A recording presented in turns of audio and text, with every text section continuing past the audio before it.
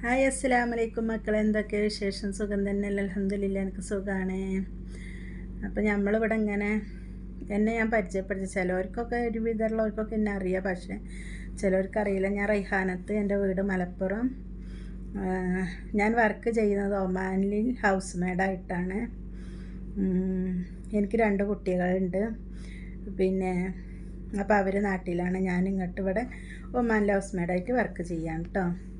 അപ്പോൾ ഇവിടെ വന്നപ്പോൾ കുറച്ച് അനുഭവങ്ങളൊക്കെ ഉണ്ടായി. അതൊക്കെ ഞാൻ പിന്നെ എൻ്റെ വേറെ ചാനലുണ്ട്, അതിലൊക്കെ ഇട്ടിട്ടുണ്ട് കേട്ടോ. അപ്പോൾ ഇപ്പോൾ ഇത് ഞാൻ പുതിയൊരു ചാനൽ കൂടെ തുടങ്ങിയതാണ്. അപ്പോൾ നിങ്ങളെല്ലാവരും ഒന്ന് സപ്പോർട്ട് ചെയ്യണം. ഇവിടെ എന്ന് വെച്ചാൽ വർക്കും കാര്യങ്ങളൊന്നും കുഴപ്പമില്ല കേട്ടോ. ഇവിടെ ഒരു മാമ ഉണ്ട് കേട്ടോ, അത് ഭയങ്കര സ്നേഹമാണ് അതിന് കേട്ടോ. അത് നല്ലൊരു മാമയാണ് കേട്ടോ. നമ്മളെ ഉമ്മാരെ മാരിയാണ് കേട്ടോ അത് എന്നെ കൊണ്ട് നടക്കണമൊക്കെ. അതേപോലെ നമുക്ക് എന്ത് തരാനോ അല്ലെങ്കിൽ നമ്മളവർക്ക് എന്തോട് സംസാരിക്കാനോ ഒന്നൊരു ബുദ്ധിമുട്ടോ കാര്യങ്ങളോ ഒന്നുമില്ല കേട്ടോ. എനിക്ക് ഭാഷ അറിയില്ല എന്നുള്ളൊരു കാര്യം മാത്രമേ ഉള്ളൂ കേട്ടോ. അതൊക്കെ ബാക്കി ഒരു കുഴപ്പമില്ല കേട്ടോ അവിടെ ജീവിതത്തിൽ.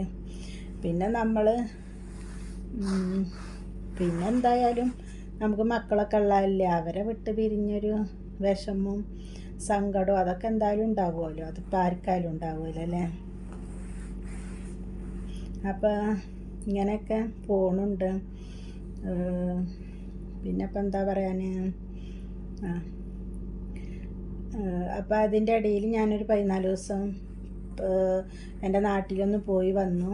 ഇപ്പോൾ വന്നിട്ട് 1 മാസമായിട്ടുള്ളൂ. മക്കളെയൊക്കെ കണ്ട് റാഹത്തായി തിരിച്ചു പോന്നു.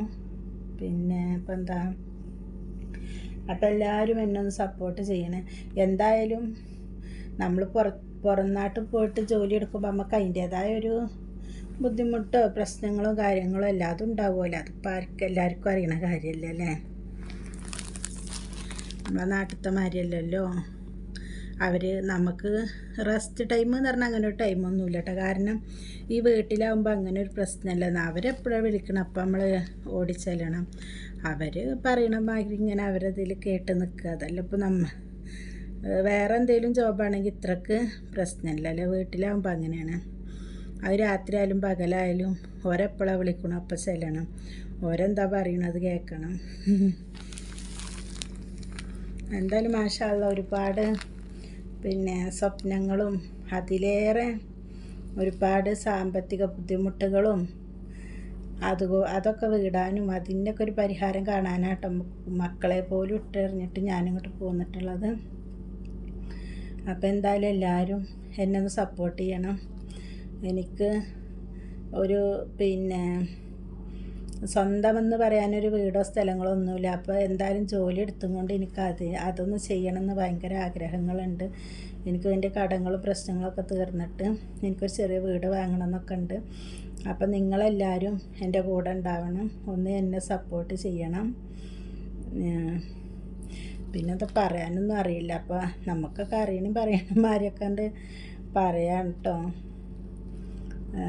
ഇവിടെ 3 മാമക്കളും 2 മരുമക്കളും 3 പേരക്കുട്ടികളും ഇവിടുത്തെ മാമിയാണുള്ളത്. അൽഹംദുലില്ലാ അവരൊക്കെ റാഹത്തിലാണ്.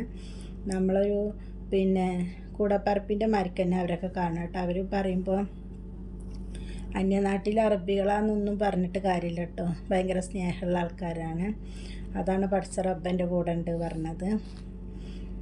അപ്പോൾ നമ്മളെ കാര്യങ്ങളും നമ്മളെ ലക്ഷ്യങ്ങളൊക്കെ പിന്നെ പഠിച്ചവൻ എന്തായാലും ശരിയാക്കി തരട്ടെ. അപ്പം നിങ്ങളെല്ലാവരും എൻ്റെ കൂടെ വേണം. അപ്പോൾ എന്നെ സപ്പോർട്ട് ചെയ്യണം. എനിക്ക് ഒരുപാടൊന്നും പറയാൻ സംസാരിക്കാൻ എനിക്കറിയണ മാതിരിയൊക്കെ ഞാൻ സംസാരിക്കുന്നുണ്ട്. അപ്പോൾ ഓക്കെ, എല്ലാവരും നമ്മളെ കൂടെ ഉണ്ടാവുന്നുള്ള പ്രതീക്ഷയോടുകൂടി അസ്സലാമു അലൈക്കും.